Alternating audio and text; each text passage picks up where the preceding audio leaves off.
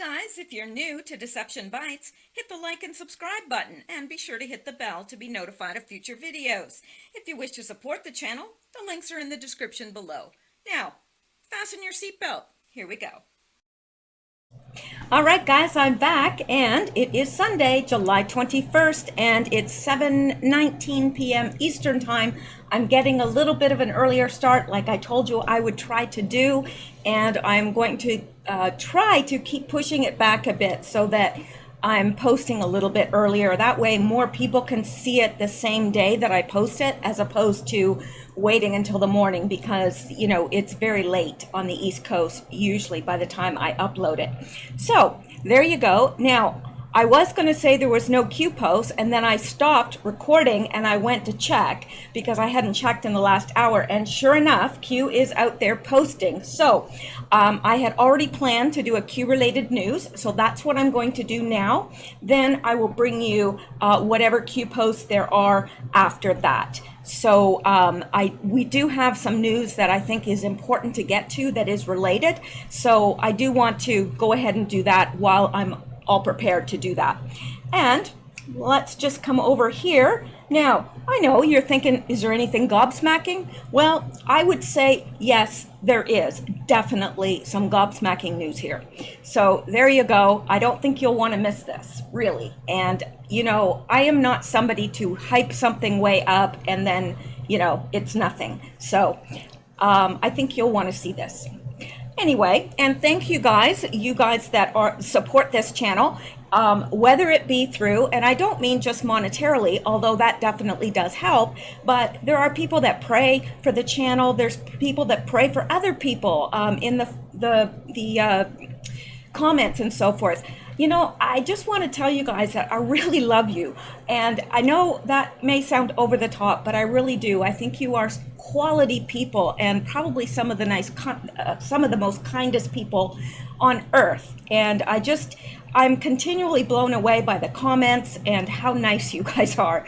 And also I wanted to mention, somebody did say that the last video, the sound quality was not good. Now, I do have my air conditioner on. We're in the middle of a heat wave, although it's breaking today here. And so without the air conditioner on, it just gets really miserable for me. So I'm hoping that it doesn't interfere too much with the sound quality. Let me know if it's intolerable and I will do something about that. So there you go. Are you ready to get started? Of course you are. You were born ready, I can tell. All right, well, here's the first one. If you haven't seen this already, it's going to disgust you. Absolutely. Joe Biden kisses young girl on the lips at campaign event. This girl is definitely underage. You can tell she is a young girl. And why a stranger would ever kiss a young girl on the lips is beyond me. I never even, you know, kissed my grandfathers and my father on the lips. You know, so I don't know. Seems a little bit, you know, out there.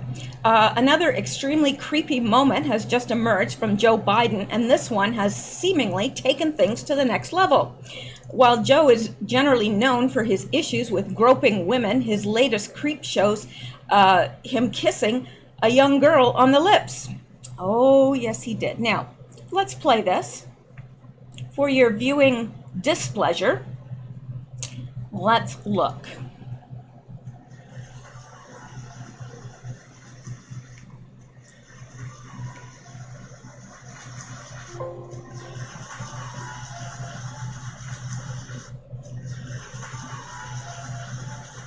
Now, the thing here is, I think this struck her before she even had a chance to react, because you'll notice he's going for her to kiss her, and she responds, but then after, as she's walking away, you can tell that it hits her.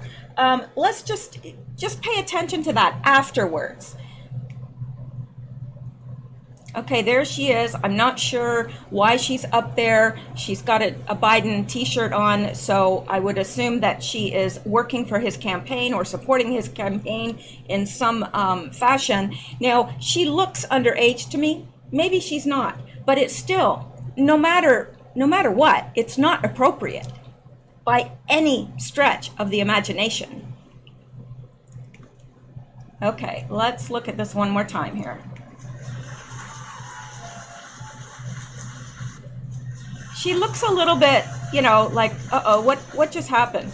But that could be me. Maybe I'm reading into it, and you guys may have a totally different opinion, but I'm sure you will all be of the opinion that it's inappropriate. Because if that was my daughter, I would have been hopping mad. Oh my gosh. It's like, well, you guys in the South don't know about bears. We up here know all about bears. There's lots of bears in this region, actually. And you do not go near during, the mating season, and when bears are, have cubs. You stay away from a female bear, because she will rip your head off if you get within any distance at all of her cubs. Oh my gosh, she will shred you. And, that would be like I would be if that was my daughter. I literally would lose my mind. It's not appropriate at all. Some began noting that the girl may have been Biden's granddaughter. Well, did you ever kiss if your grandfather's still alive, do you kiss him on the lips? And if he's not alive, did you kiss him on the lips when you were little? I never kissed my grandfather on the lips, nor my father, nor my brother. I hugged them, I kissed them on the cheek, but no, that's creepy. It's really creepy. Yeah, so anyway, there you go. We won't belabor this, but I did want to make sure that you are aware of this and aware that it happened, because I don't know how he's getting away with this, because you would think that the left would be calling him out, but they're not. They ignore it. If that was a Republican, oh my gosh, could you imagine? Could you just imagine the witch hunt that would occur? Yeah, so anyway, they'd have him, impaled and burning at a stake if it was a Republican. All right, now let's go on to the next thing. Maya Harrison is actually Kamala's sister. When you search all of these names, the thing that sticks out right away is that every name has an article about their involvement in Marxism and Occupy Wall Street. Well, that shouldn't surprise anyone, should it? We know that Kamala is a communist, well, a socialist. Definitely she is. And look at this. Obama's real name is Barry Soetoro, and of course we know that. Ilhan Omar's real name is Ilhan Esmi, and we went over that last night. Kristen Gillibrand's real name is Tina Rutnick, and her father was involved in NXIVM, of course.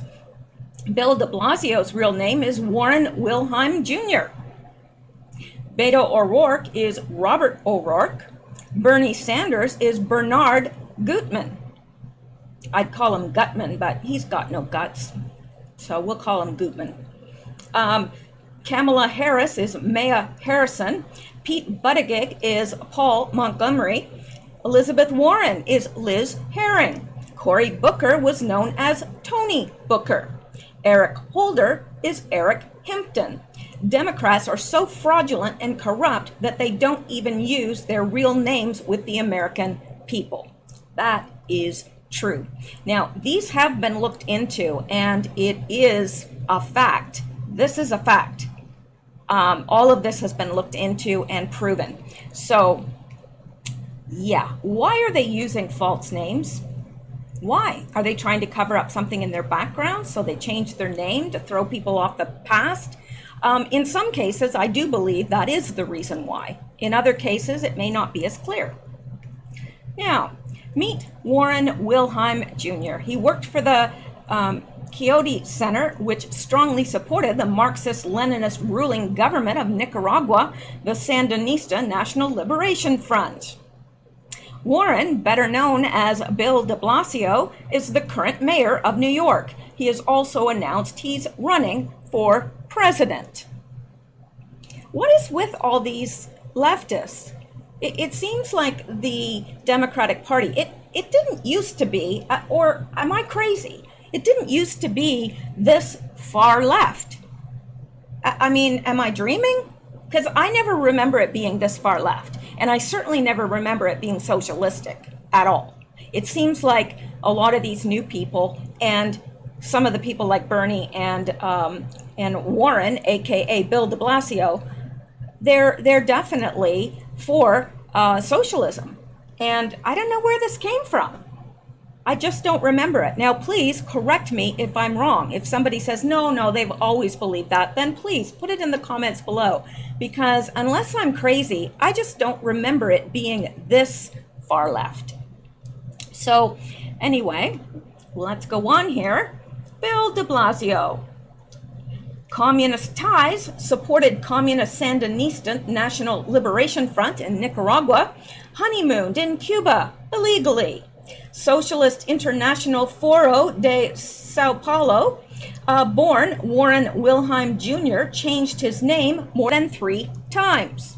Gee, I wonder why. I've never changed my name. Well, I did when I got married, and then I changed it back to my maiden name. But, you know, that's normal. A lot of people do that. But why? What reason would you have for changing your name that many times? Really, unless you're trying to throw somebody off your path, I can't see what the reason would be. All right, and look at here. This is Robert Beto O'Rourke. Beto is an ex-punk rocker who's been arrested for armed robbery once and drunk driving twice. He's currently serving as Democrat congressman for the El Paso district. Beto, a 4th-generation Irish American, got elected by culturally appropriating the Latino nickname Beto and fooling people into thinking he's at least half Latino. Beto used his political influence to enrich himself and his family through gentrification and eminent domain. Now wants to be your senator. Don't be fooled by Beto. Yeah, he's not Latino. He is Irish American. And his name, he said, oh, it's a childhood nickname. He's been going by Robert forever. So this is a very recent thing, this Beto. And you can bet he is pandering to get the Hispanic votes. Absolutely he is. It's obvious.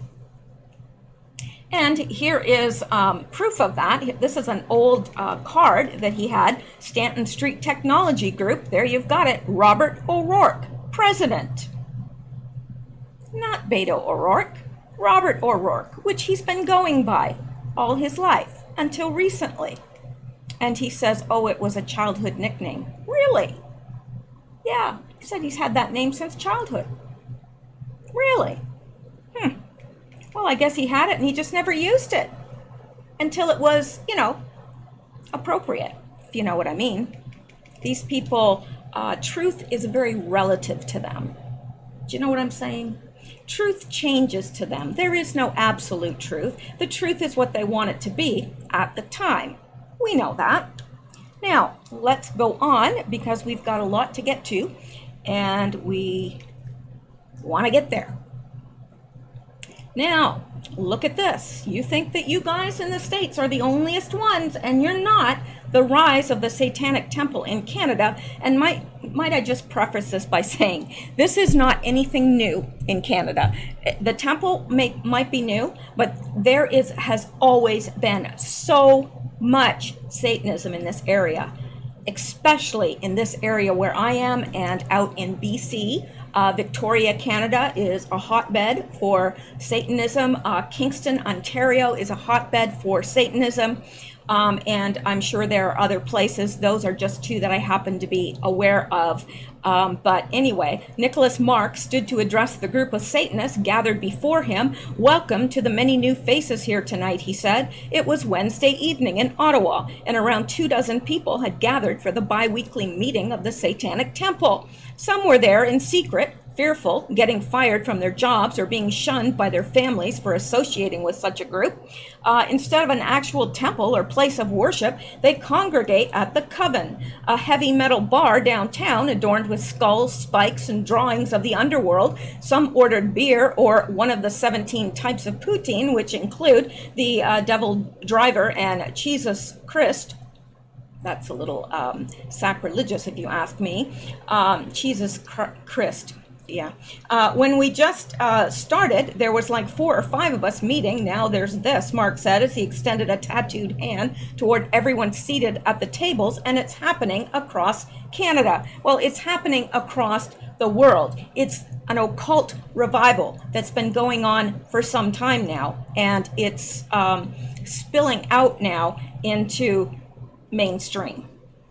And it has been spilling out into mainstream via the music, via the movies, television, so forth.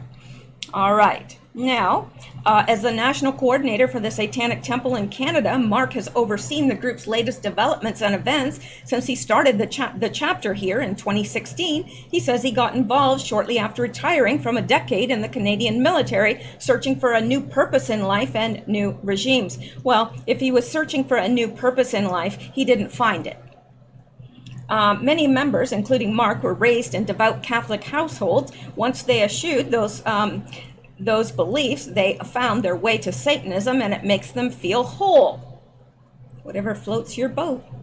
Lately, Mark can barely keep up with the sudden explosion of interest in the temple and says hundreds of people across the country are trying to join. We have put a moratorium on the new chapters because we literally have too much growth right now, Mark told the group. Attendees passed around brochures and described the Satanic Temple's mission as facilitating the communication and motivation of politically aware Satanists, secularists, and advocates for individual liberty. Their literature also clarifies that they do not worship the devil.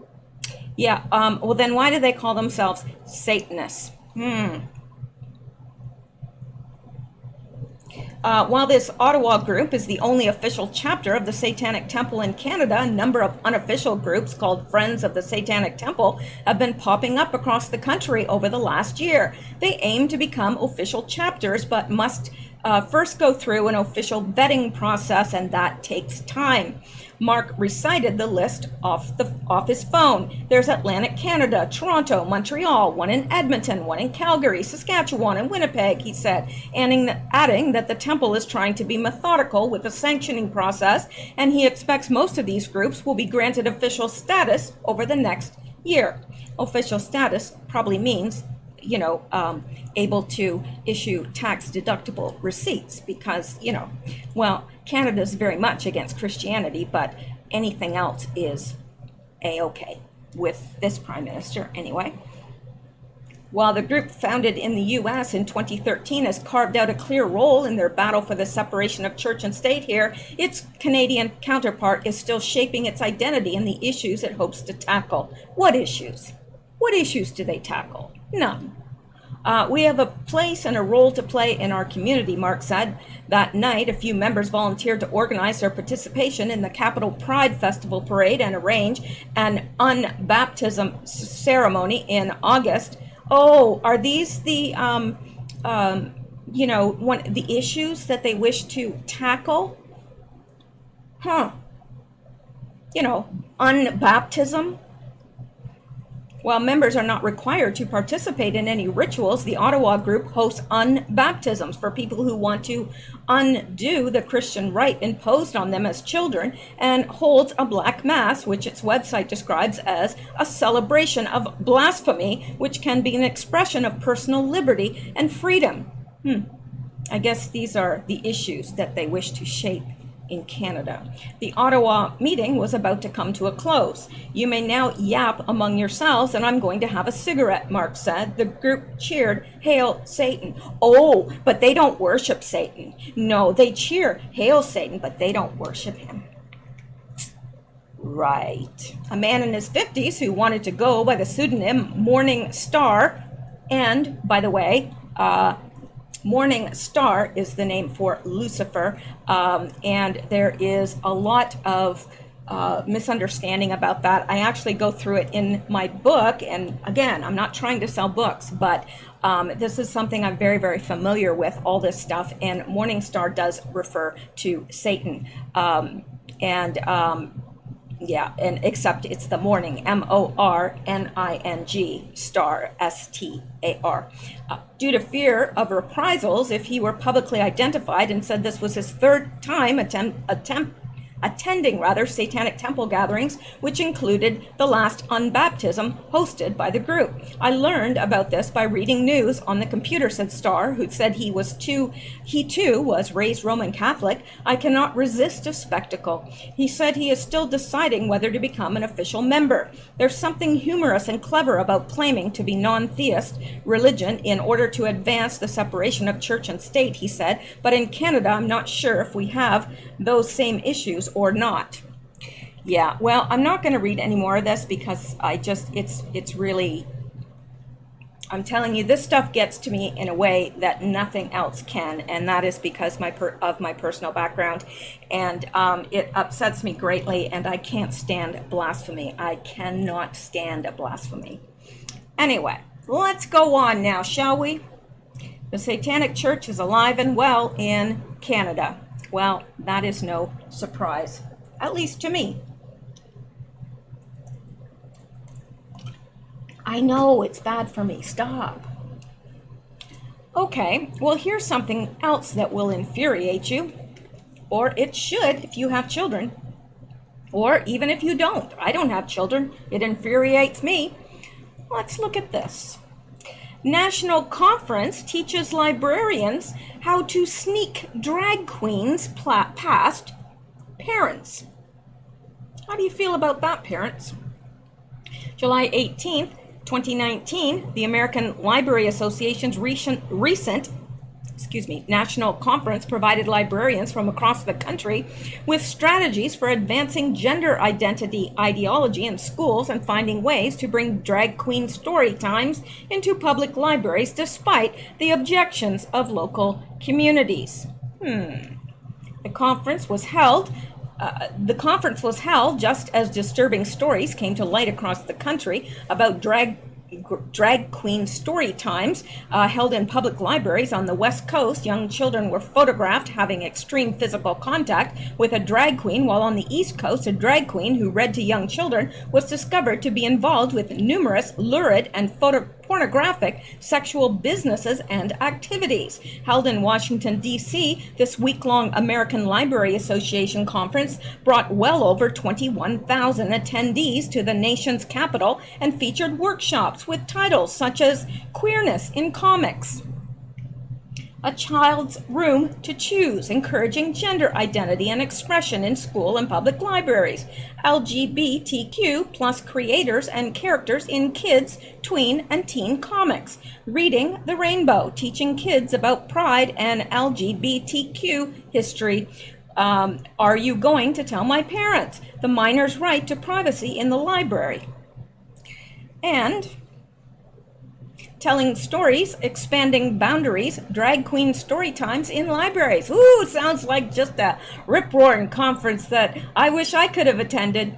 No, I don't.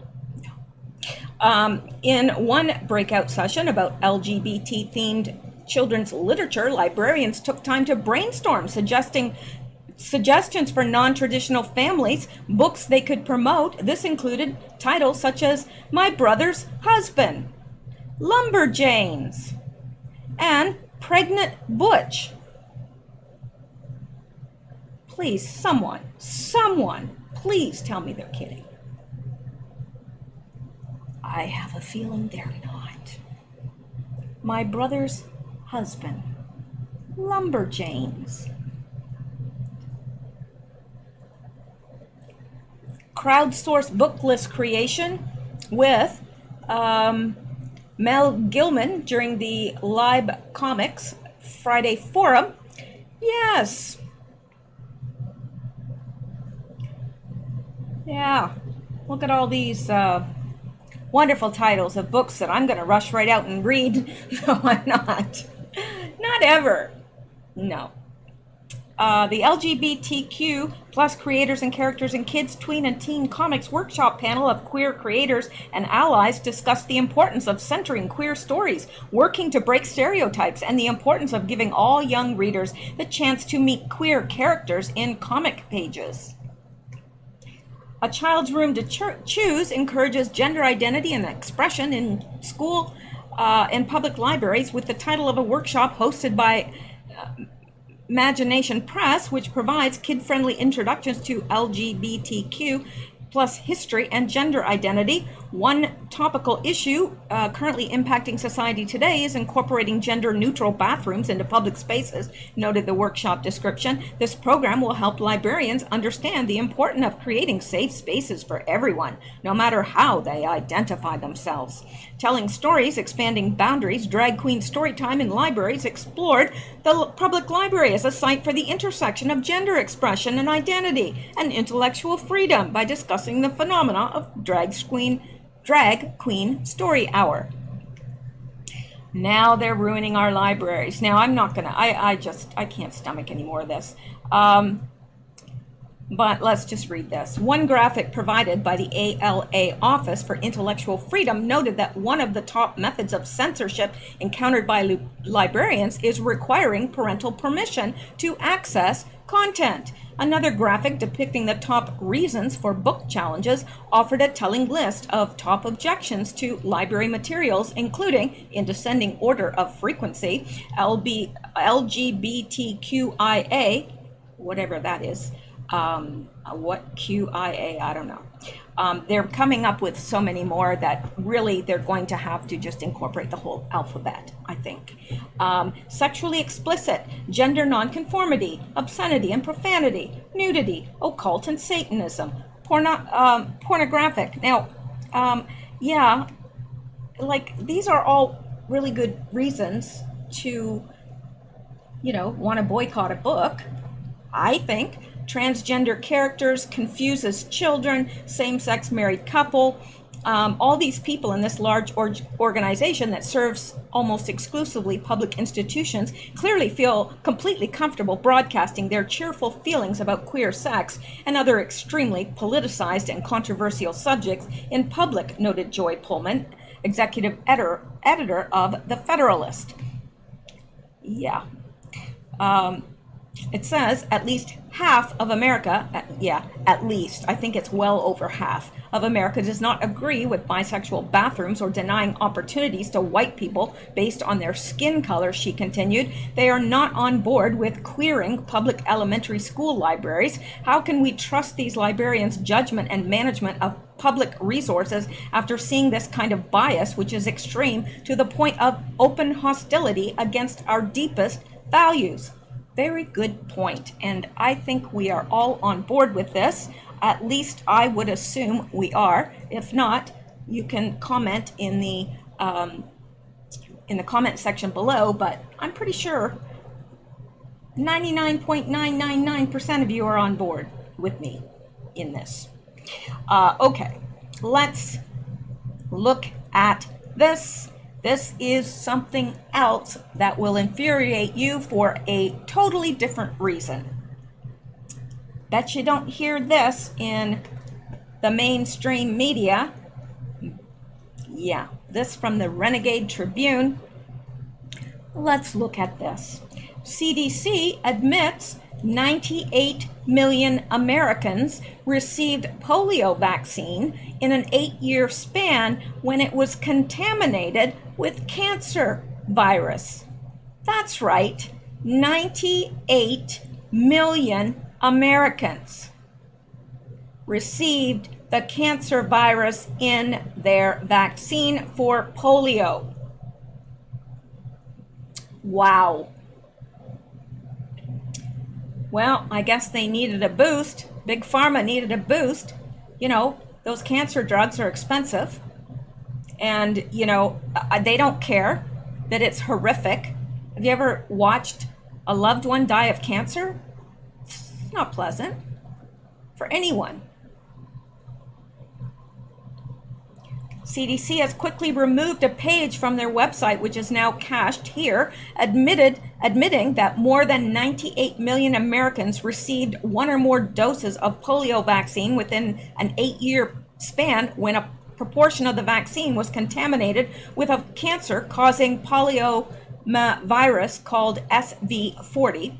I may not be pronouncing that correctly, but it has been estimated that 10 to 30 million Americans could have received an SV40 contaminated dose of the vaccine. SV40 is an abbreviation for simian vacuolating virus 40, or simian virus 40, a polyomavirus that is found in both monkeys and humans, but unlike other polyomaviruses, SV40 is a DNA virus that has been found to cause tumors and cancer.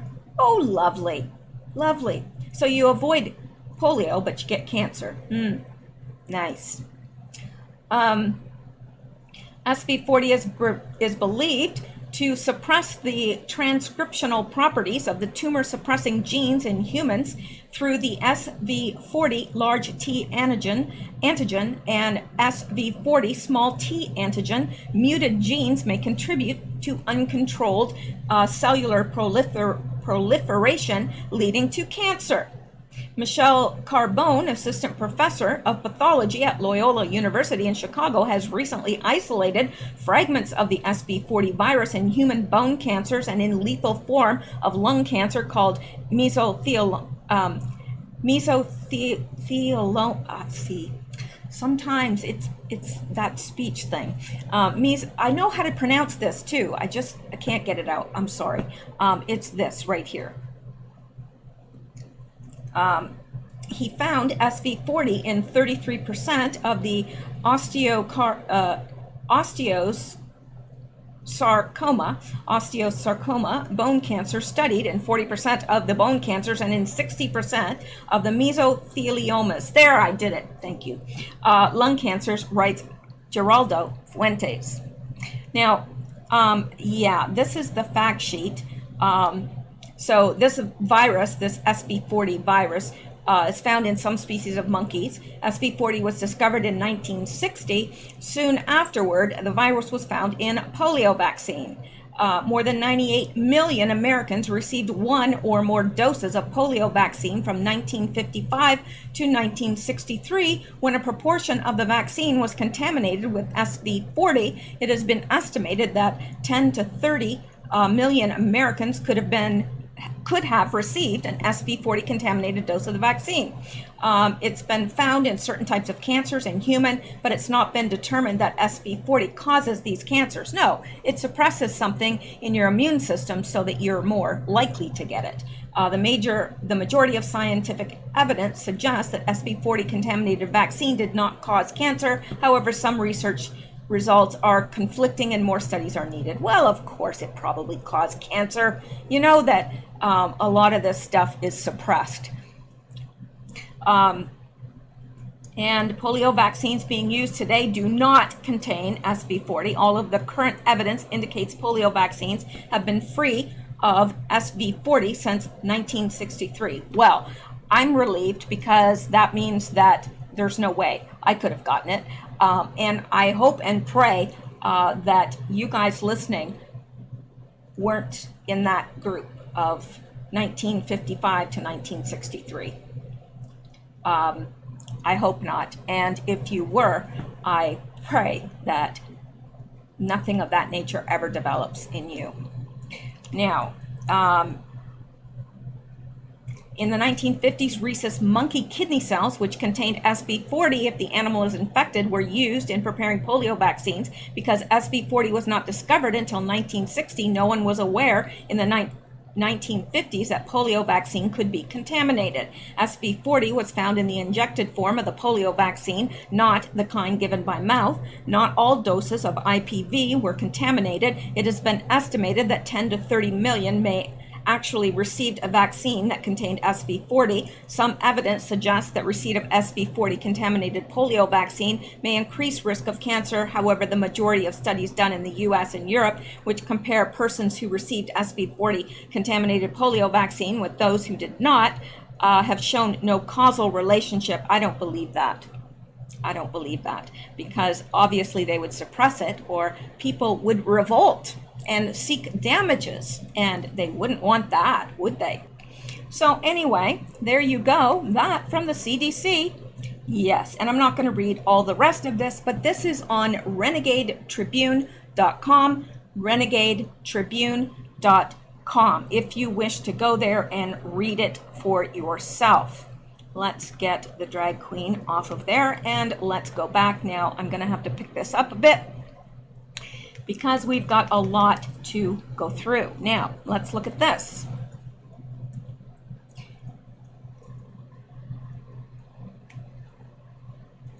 All right.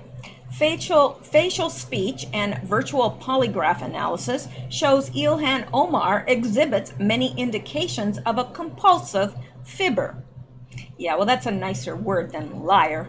Yeah, well, not really. It's the same thing, isn't it?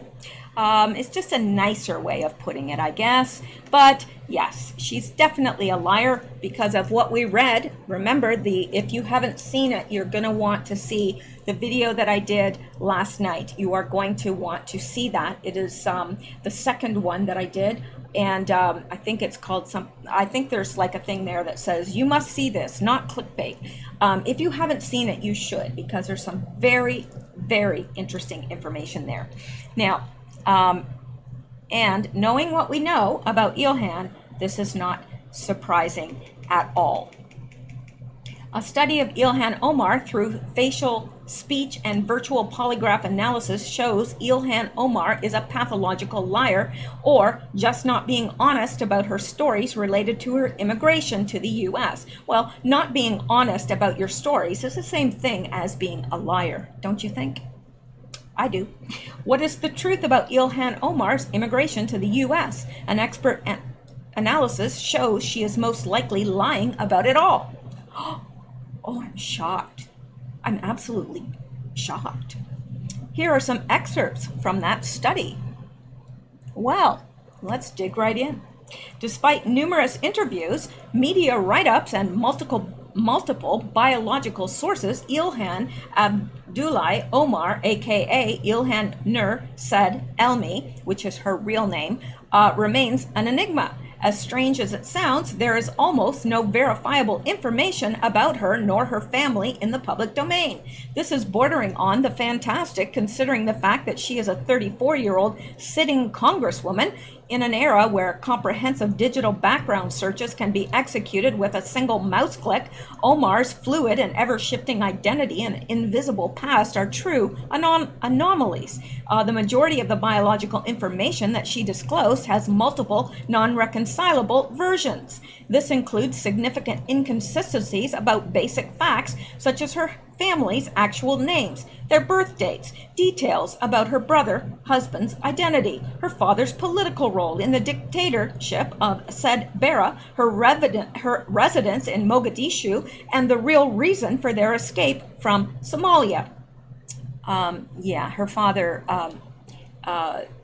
indulged in genocide. Yeah. Nice guy. Someone I'm sure you'd love to have over for tea. Not really. Okay, let's go down here. The fluidity of Omar's background suggests that most of the details that we know about her have been engineered. It is also clear that over the past 8 years, core components of the Omar family dossier have gone through multiple revisions at the hands of someone who has a decent grasp of covert intelligence operations. The study begins with the following two versions of the story as told by Omar in 2016. The first version is from her interview with Corey Zerkowski from City Page News. The second version, which she told a month later, is from an Omar propaganda featurette that was produced by Daniel Cummings. Note the differences between publications on the same story. And you can see here, I'm not going to go down all of these, but these are the things that are I think these are the things that are present in the 26th version as opposed to the 15th version. So you can tell that by the 15th of November, it has been edited and details have been added. that the compound in Mogadishu, that is the same, but 20 men in the militia, that was removed in the 15th, and so was militia outside the compound, and men with big guns trying to bust down the door, that's absent. House door was unbreakable, that's been excluded from the 15th. Omar and family fell to the ground, that was excluded. Militia opens fire at the house, that was excluded. Memory of bullet pocket marks on the wall, that was excluded. Family not welcome in Somalia, that was excluded. Well, their family isn't welcome in Somalia because of her father, and I think she was involved as well to some degree. Anyway, family not welcome, 20 family members fleeing, that's not present in the November 15th. Dead bodies and destroyed buildings. She left that out of the 26th of October version, but she put it in to the 15th of November version. Grandfather said we all had to leave. That is one of the only consistent ones. And compound in Mogadishu. That's about the only thing that's consistent here.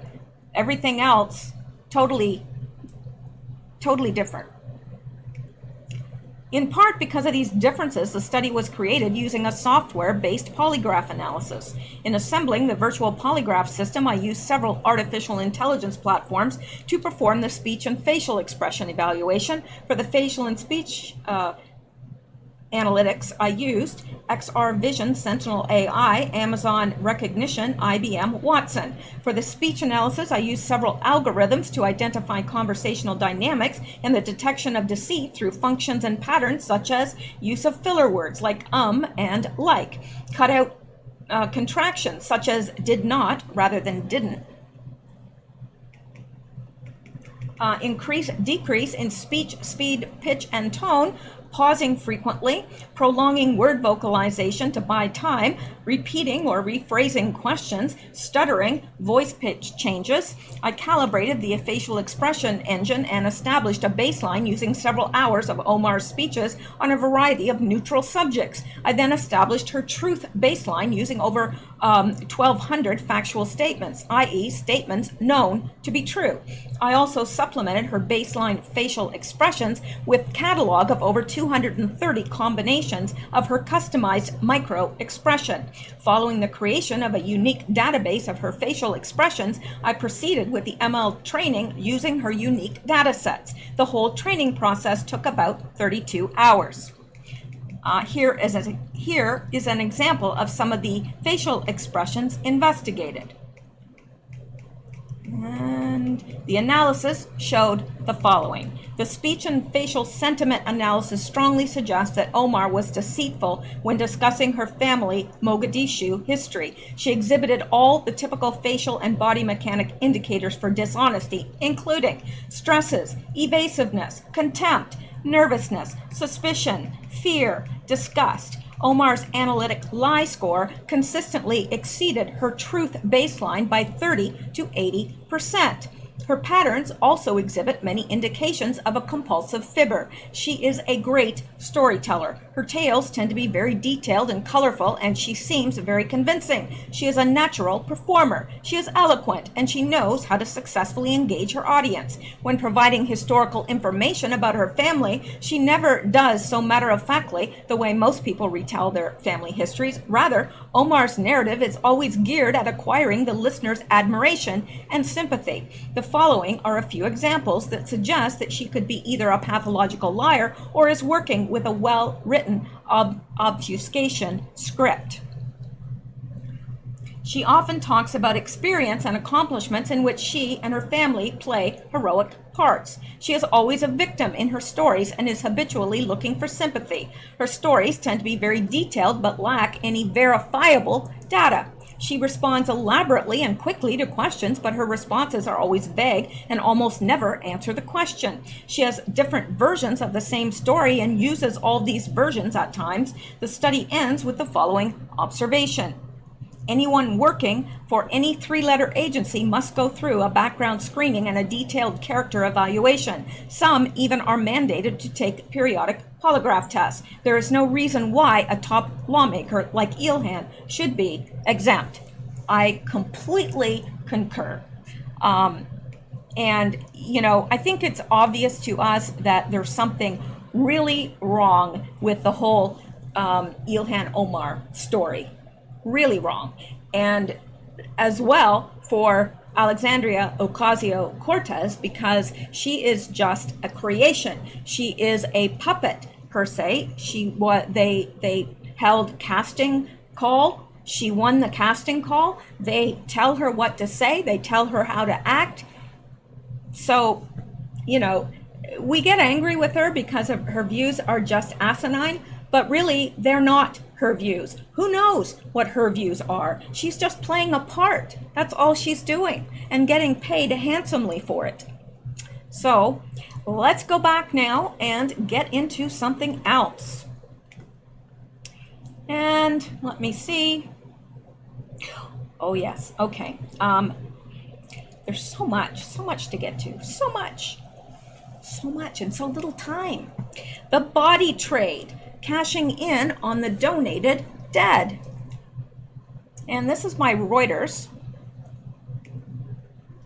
A business where human bodies were butchered, packaged, and sold. Part 7, for a decade, Arizona-based Biological Resource Center persuaded dying Americans to donate their bodies to science. More than 5,000 did. Here's what happened to thousands of them. Warning, this story contains graphic content, so I'm warning you as well. I have not read this in its entirety, and I don't think we have time to read it in its entirety. In fact, this is very, very long. You know what?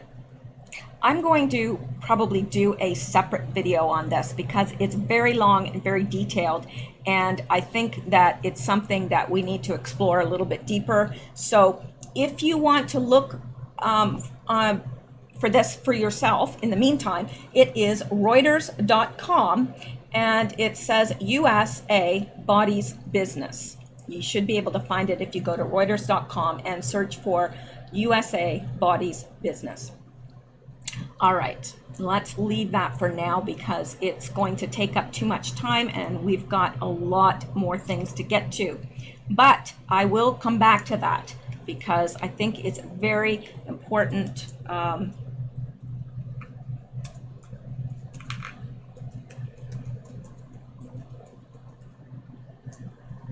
All right, now let's look at this. Yes, now we've all heard about this, where is she from? I want to say that she's from Georgia, but I can't remember now, but she is a lawmaker, and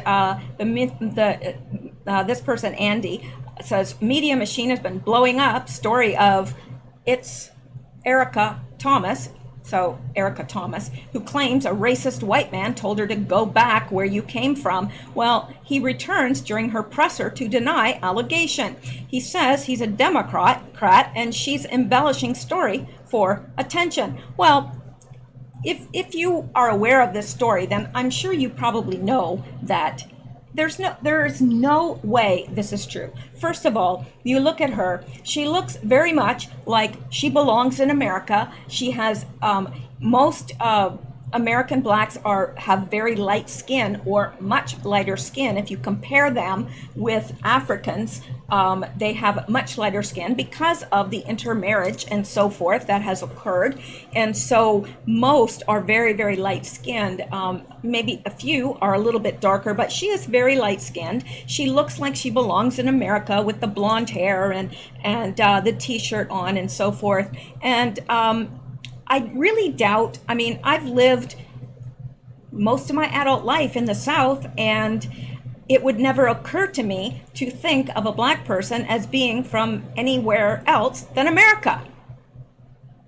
You know, when I see, especially light-skinned, now if you see someone that's black as coal, you know, and I'm not saying that, you know, from a racist mindset at all. It's just a fact that the blacks from Africa are very much darker because they haven't, you know, been intermarrying as much. And not that I'm not against that at all. You know, you find someone who loves you, you marry them, and who has your same ideology and beliefs and faith, then who cares what color of skin they have? Who cares where they're from? But it would never strike me to see a black person and you know, the places I've been, there was more blacks than white, and it would never strike me that that person wasn't from here. And the reason this is an issue, she's pregnant. She's not that matters. And she was pushing a cart and she had too many items to go through you know, there's always a section like 1 to 8 items or whatever. And it's the express lane. She was trying to go through the express lane and she had too many items. And this man who worked at Publix, it was a Publix store. This man works at Publix and he told her, you have too many items for this. And it ensued into an argument. Her and I don't know if they were both arguing or if she was screaming at him or what, I don't know, but he did not say that. I don't believe that for a minute. And now she's backtracking on it because she's received so much flack. She said, well, I'm not sure if he actually said go back to where you're from, but it was something like that. He probably said go back and get in another lane. I could see him saying that. And don't they have CTV cameras? You know, now I heard somewhere that they did, but it didn't have sound. Well, if it doesn't have sound, there's lots of people that can read lips very, very well. So, yeah, I don't understand why this is not being out there and put out there, especially the Publix store absolutely should put it out there so people can see that one of their employees did not do that, because I don't believe it for a minute. But let's listen to her, and you just tell me if you think she's telling the truth. And calls you a son of an, I am facing the man that degraded me and paraded me, and I'm not crying. No, I'm not. I'm standing right in front of you. And if you know how you made me feel yesterday, if you know how you made my daughter feel, back off before I call the police. Call the police right now, because they are looking for you. I already talked to them. It's okay. I am so happy that you're here. And I'm happy that everybody needs to see this man that did this to me. And he thinks that he gets a 5 minutes of fame. You think that you're going to come up when you see police, when you see SB 46, you think you're going to come up here and get a spotlight? No, you're not. The only spotlight that you're going to get is everybody needs to see the man that did this to a woman that's 9 months pregnant. Are you a state legislator? Nobody's here for you. Are you a state? Now, this is interesting. This is the man that did this to a woman who's 9 months pregnant. Now, you know she's trying to get sympathy. You know she is. And look at the way she talks. Does she look like a person that can't stand up for herself? Why am I looking at the microphone? I don't know. I don't know why I'm looking at the microphone. That's weird. I was all of a sudden talking to the microphone. And ignoring you guys. Anyway, yeah, like really. And, you know, this guy is protecting his name. He's saying, look, I didn't say that. I didn't say that. And I believe him. I do believe him. And he's already spoken to the police. And he's right. He's not under arrest. So he didn't do anything. I don't believe it. Not for a minute. Now, let's just finish this off here. That's 9 months pregnant. Are you a state legislator? Nobody's here for you. Are you a state legislator? Yeah, so anyway, I don't know why. And the guy's a Democrat too. So it's not like he's saying that because she's a Democrat and he doesn't agree with her. Yeah, there would have been no reason for him to say something like that. Go back to where you came from. I don't believe it. I think she saw an opportunity because he was white, she's black, she was in the wrong line, she had way too many items, she's, you know. Now, personally, I think a better way of handling it would have just let her go through. But, you know, I don't like people that feel entitled, that feel like, well, I should be able to go through this line because I want to. You know, probably because the lineup was shorter, because it's for people that only have a few items. That's what keeps the line short. I hate that when people get into the lineup and you're trying to pay for like one item and there's somebody there with like 3 weeks of groceries in there and they say nothing to them. They just let them go on. I hate that. No, really, I do. Okay, let's go on here. There's more. Nope, really, there is. Okay, and you know what? I'm not even going to get to half of this really good stuff. So let's see. Okay, let's get to this because this is pretty gobsmackingly interesting.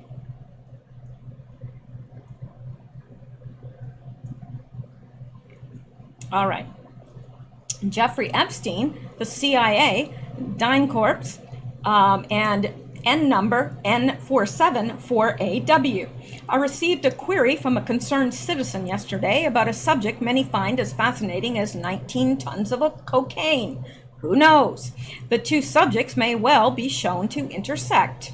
I know you know about tail numbers and the confusing FAA. What do you make of suspected Epstein planes sharing the same tail number, N474AW, as a plane registered to State Department and DynCorp? Yeah.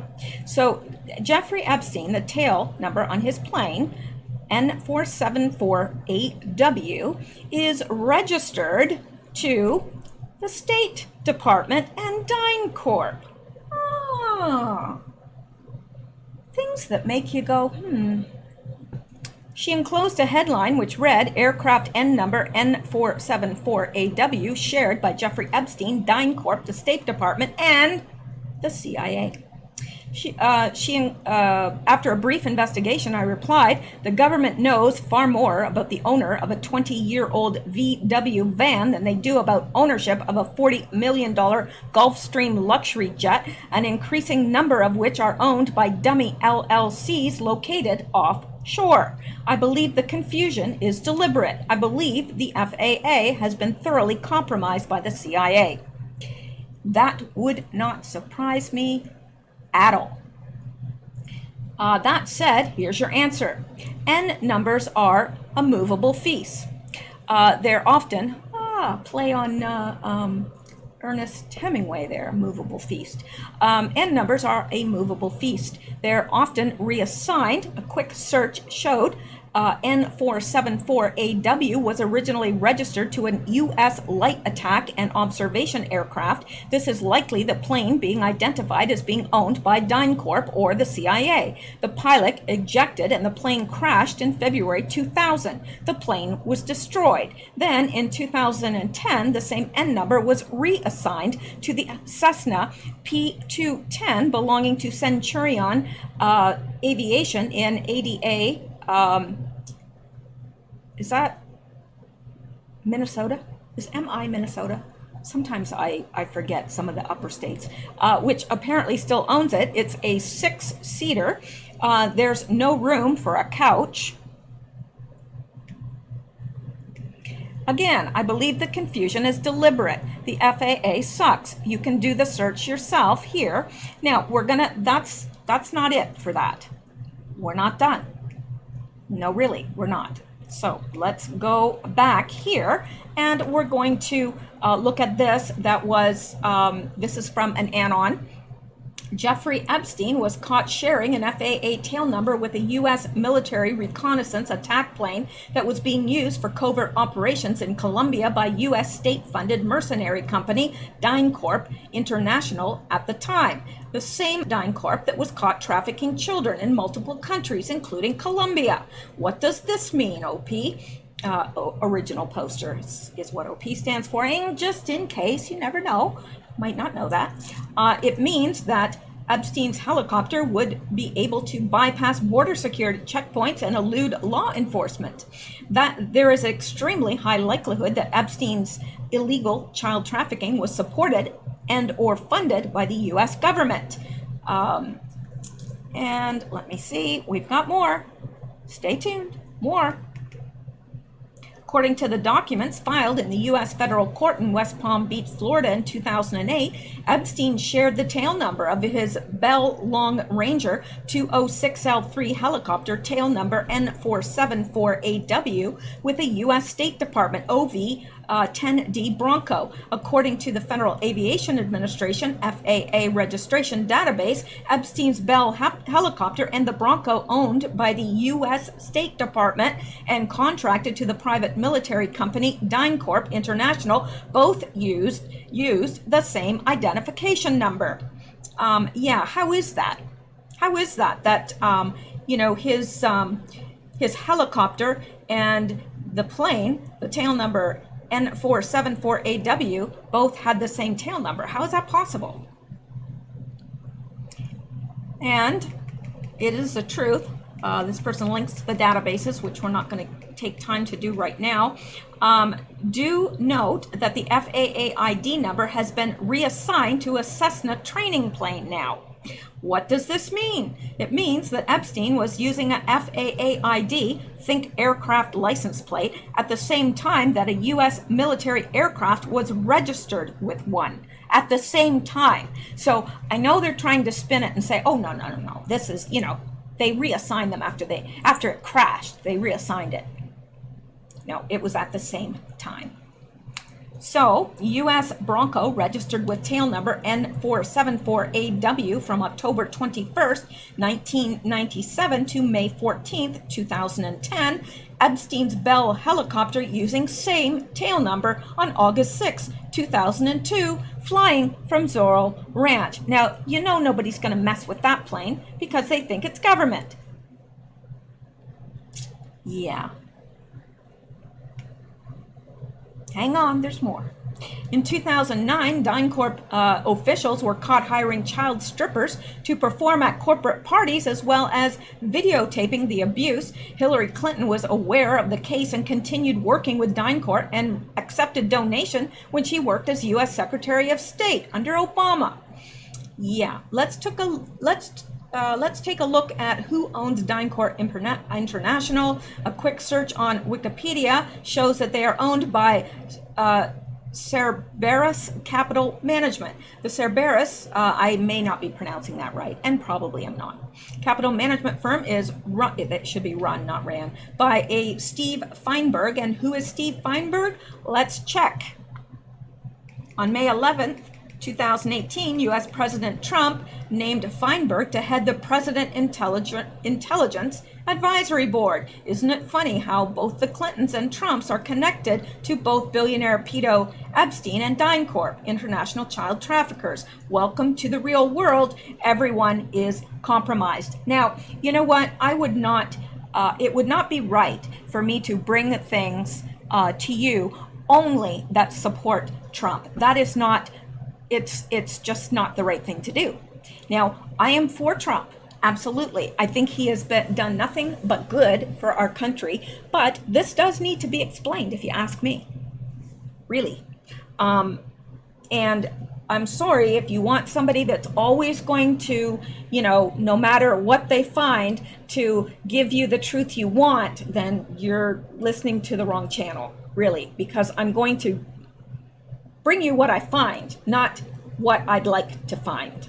So I just want to clarify that. I'm not against Trump. I think he's done a fabulous job, but this needs to be explained, if you ask me. And maybe Trump didn't know. I don't know. Now, more government connections with DynCorp. Dan Quayle, yeah, he was the guy that couldn't spell potato. And wasn't he the guy that said he invented the internet? I think he was. Former Vice President of the United States, 1989 to 1993, who served with former President George H.W. Bush, joined Cerberus in 1999 and is chairman of the company's Global Investment Division. Dan Quayle, wow! He's head of the Global Investment Division of Cerberus. Can't spell, but he can head the Global Investment Division.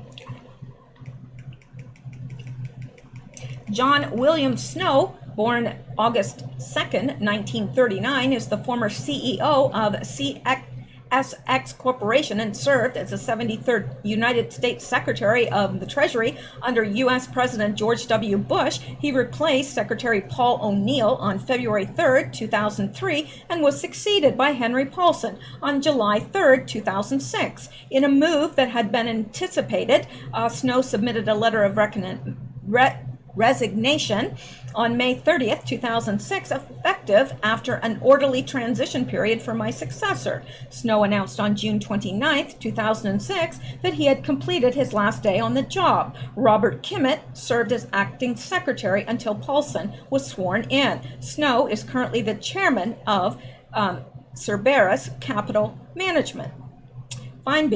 Feinberg has been described as secretive in the New York Times. In 2007, Feinberg told Cerberus shareholders, if anyone at Cerberus has his picture in the paper and a picture of his apartment, we will do more than fire that person. We will kill him. The jail sentence will be worth it. That's a little bit extreme, don't you think? I'm thinking that's extreme. And I'm thinking that he meant it. All right, government-funded shadow military. That's right, there's more. According to the New York Times, the Special Inspector General for Iraq Reconstruction found that DynCorp seemed to act almost independently of its reporting officers at the Department of State, billing the United States for millions of dollars of work that were not authorized and beginning other jobs without a go-ahead. The report states that the findings of DynCorp's misconduct on a $188 million job to buy weapons and build quarters for the Iraqi police were serious enough to warrant a fraud inquiry. A U.S. government audit report of October 2007 revealed that $1.3 billion was spent on a contract with DynCorp for training Iraqi police. The auditor stated that the program was mismanaged to such an extent that they were unable to determine how the money was spent.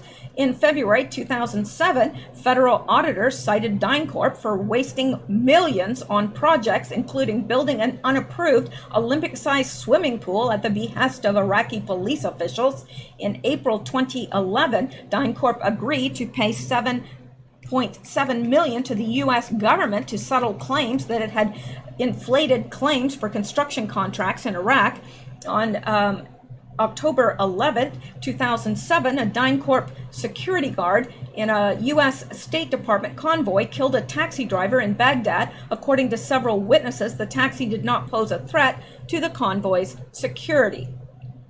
And Israel connection, a joint operations officer for a task force responsible for the air and missile defense of the nation of Israel. And what is this? Says, with your help, we can create an archive that can be used to red pill new people and hold those accountable. And it goes through connections and so forth. I am a little bit leery to read these out because I think that the video will be scrapped if I do. But hopefully this is large enough for you to read, and I will just pause here for a minute to allow you to do that. Chilean senator, North Fox Island child, K-I-L-L-I-N-G ring, Madeleine McCann disappearance. So these are people involved. And there are plenty of names. Yeah. Lots and lots of names. And it goes down into the second page of that. And yeah. So there's a lot there. There's a lot of interesting things there that, yeah. I think we all know about DynCorp. I mean, at least, you know, wasn't Dick Cheney, or was that Halliburton? I thought he was involved in DynCorp as well, but I could be wrong about that. I know he was involved in Halliburton, but yeah, this needs further investigation, absolutely. Now, it's 8:28 if you're on medication, and you know, you might be, and if you need it, you know, but I don't know what I'm talking about. I'm just kind of thinking in my mind and talking while I'm thinking about whether I should cut it off here or go on. But let me see here. I just want to make sure that there's nothing else that I feel that I absolutely need to get to. And of course, tomorrow, there will always be more. Let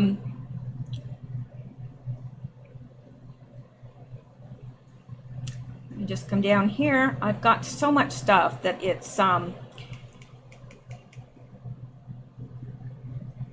see, I wanted to get into all that. This is interesting. That's a story about a daughter, a father that took his raped teen daughter to Planned Parenthood for abortion. It did one and it sent her back to him. And the thing is, the father had raped the teen daughter and then took her to Planned Parenthood, and they did it and sent her back. Didn't even notify authorities. Yeah. But I'm sure they were looking at that baby going, I wonder how much money we can get for that. Sure they were. And, here, Red Pill Report. One, in 2008, Jeffrey Epstein was very publicly convicted of sex crimes and became a registered sex offender. In 2010, he hosted a dinner party. In attendance, Chelsea Handler, Katie Couric, George Stephanopoulos, Kevin Spacey. They all knew he raped young girls. They didn't care. That is the truth. And I think we're going to have to cut it off here, because I do want to get to the Q post for tonight, and I will bring the Q related news to you tomorrow. If Q post tomorrow, I will also bring you that, but I am going to get to the Q post and I will upload that very shortly. So thank you guys for listening so much. I appreciate you all, and like I said, I wanted to get to more tonight, but it seems like I can never get through it all. There is a lot of stuff happening very, very quickly, and there's a lot of investigating going on by a lot of anons. So there's stuff breaking all the time. The problem is it's not in the mainstream news. It's in alternative news sites and so forth. So we are the news. So if you have anything that you'd like to pass along, please do so. I appreciate that. And you can find me on Twitter as well. My Twitter handle is in the description, and also my P.O. box. Many people had asked me for that as well. So I do have one now, and I've placed it in the video description. So thank you guys. You have a good night. I hope you'll come back and check out the Q posts, and stay safe, stay well, stay blessed, and keep seeking truth, because really, what choice do we have? Good night.